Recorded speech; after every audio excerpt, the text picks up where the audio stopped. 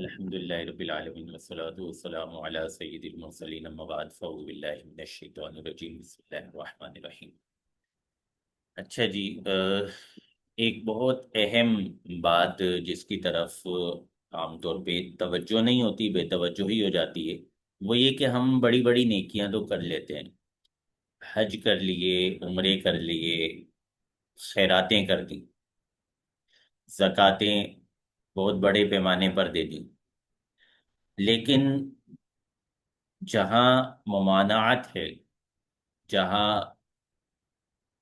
مختلف کاموں سے منع کیا گیا ہے، روکا گیا ہے، چاہے وہ جھوٹ بولنا ہو، غیبت کرنا ہو، چغلی کھانا ہو، یا رشوت کا لین دین ہو، سود کا لین دین ہو، کسی پر ظلم کرنا ہو، بہت ساری ممانعات آ جاتی ہیں، بدنگاہی ہے، تو ان میں عام طور پہ ہم بے احتیاطی کرتے ہیں۔ حالانکہ اللہ اور اس کے رسول عز و جل صلی اللہ علیہ وسلم کے نزدیک جو سب سے بہترین وصف ہے وہ ہے پرہیزگاری، تقوی، پرہیز، پرہیز۔ پرہیز کے لفظ سے ہی آپ اندازہ لگا سکتے ہیں، پرہیز کہا جاتا ہے کسی چیز سے بچنے کو۔ ڈاکٹر آپ کو پرہیز کرنے کا کہتا ہے تو اس کا مطلب یہ نہیں ہوتا کہ وہ آپ کو یہ کہہ رہا ہوتا ہے کہ جی آپ پرہیز کریے گا، مطلب آپ جو ہے وہ چھوٹے کا گوشت کھائیے گا تو یہ پرہیز ہو گیا، نہیں، بلکہ پرہیز یہ ہوگا کہ آپ آ، چاول نہیں کھائیے گا تو یہ پرہیز ہے۔ کیا کیا کھائیے گا اس کا نام وہ پرہیز نہیں رکھے گا،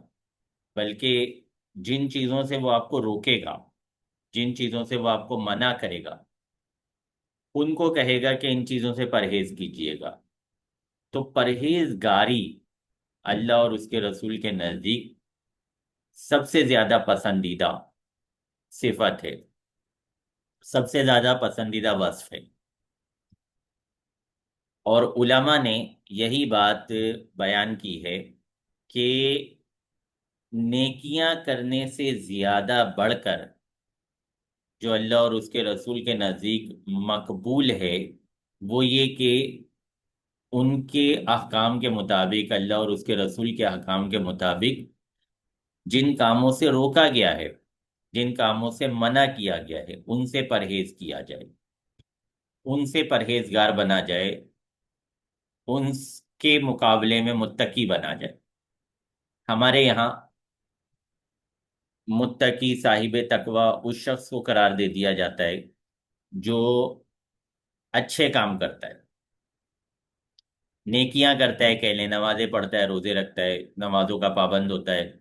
حلیہ اپنا جو ہے وہ مذہبی بنا کے رکھتا ہے، تو ہمارے نزدیک اس کو متقی کہہ دیا جاتا ہے، پرہیزگار کہہ دیا جاتا ہے۔ حالانکہ کام کرنے کو پرہیز نہیں کہا جاتا، کام سے بچنے کو پرہیز کہا جاتا ہے۔ اچھا، بعض اوقات یہ بھی غلط فہمی ہوتی ہے لوگوں کے ذہنوں میں کہ جی فلاں جو ہے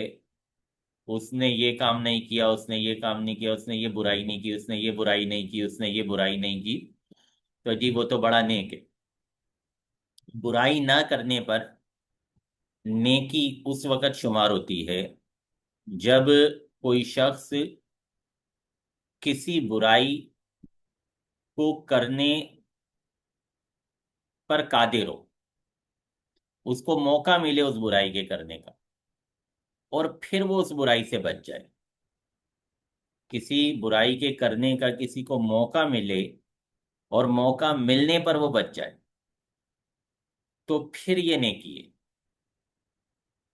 کسی کو موقع ہی نہیں ملا تو اس کا اس برائی سے بچے رہنا یہ نیکی نہیں کہلائے گا۔ اگر یوں نیکی شمار ہونے لگے تو پھر تو معاذ اللہ جو برائی کرنے والا ہے وہ بھی برائی کرتے وقت آن سپورٹ، اس وقت جب وہ برائی کا ارتکاب کر رہا ہوتا ہے، وہ کئی نیکیوں کا حقدار بن جائے گا۔ مثال کے طور پہ ایک شخص چوری کر رہا ہے، اب جس وقت وہ چوری کر رہا ہے، مثال کے طور پہ وہ 9:45 سے لے کے 11 بجے تک چوری میں مشغول ہے، تو جس وقت وہ چوری کر رہا ہے اس وقت وہ ہو سکتا ہے کہ غیبتیں نہ کر رہا ہو، اس وقت وہ شراب نہیں پی رہا ہوگا، اس وقت وہ جھوٹ نہیں بول رہا ہوگا، سینکڑوں گناہ ہوں گے جو چوری کرتے ہوئے وہ نہیں کر رہا ہوگا۔ تو پھر اس کا مطلب تو یہ ہوا کہ وہ جو چوری کرنے کا گناہ حاصل کر رہا ہے، اس گناہ کرتے ہوئے وہ سینکڑوں ثواب بھی حاصل کر رہا ہے، کیونکہ وہ سینکڑوں گناہ نہیں کر رہا۔ تو نہ کرنا ثواب نہیں ہوتا، بلکہ پرہیز، بچنا، جب موقع ملے اس وقت بچا جائے، یہ ثواب ہے۔ موقع ہی نہیں ملا،